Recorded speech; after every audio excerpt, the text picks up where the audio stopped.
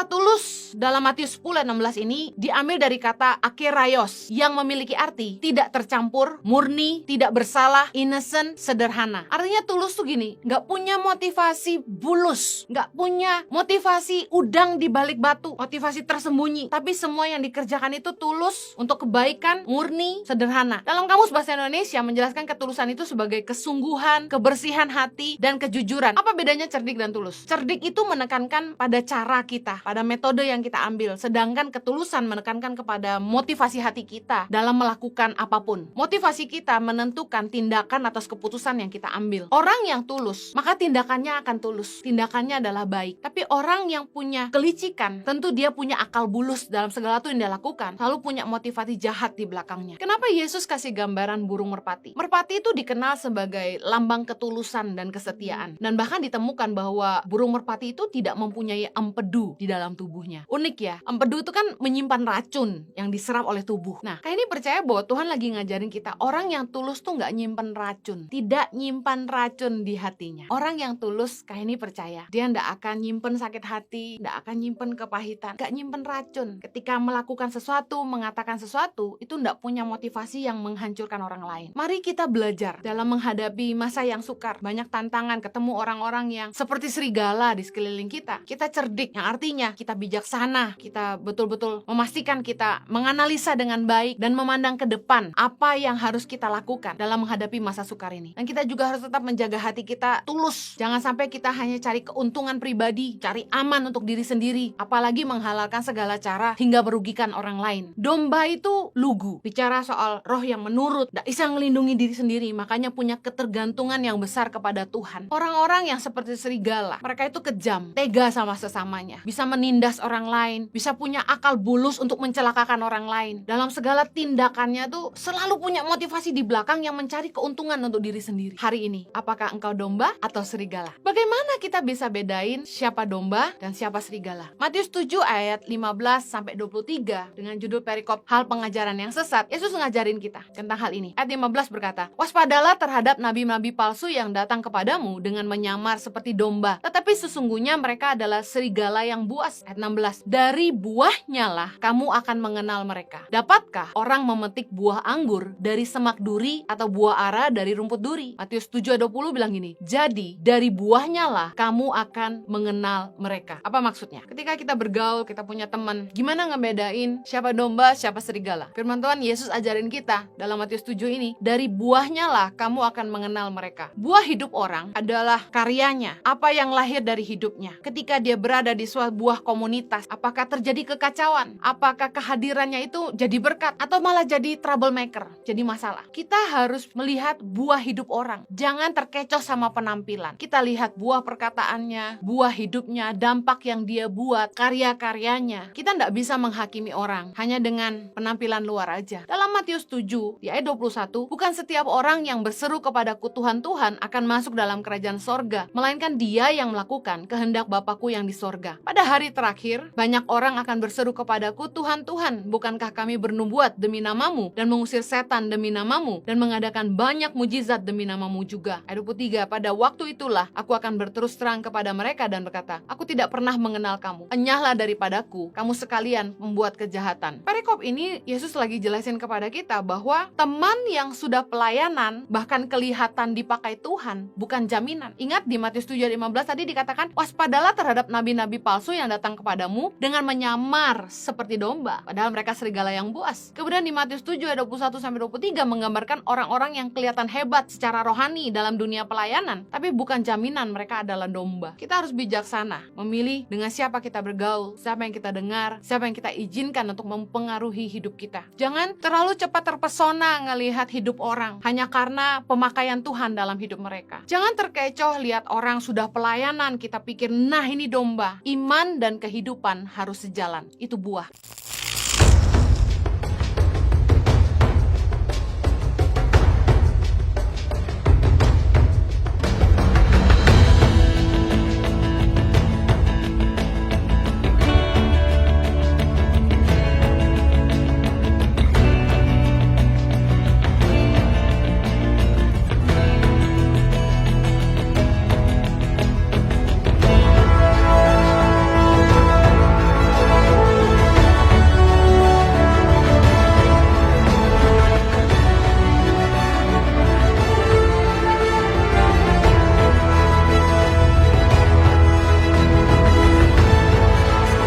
Cerita anak pedalaman dalam meraih mimpi dan mengejar cita-cita bersama Tangan Pengharapan.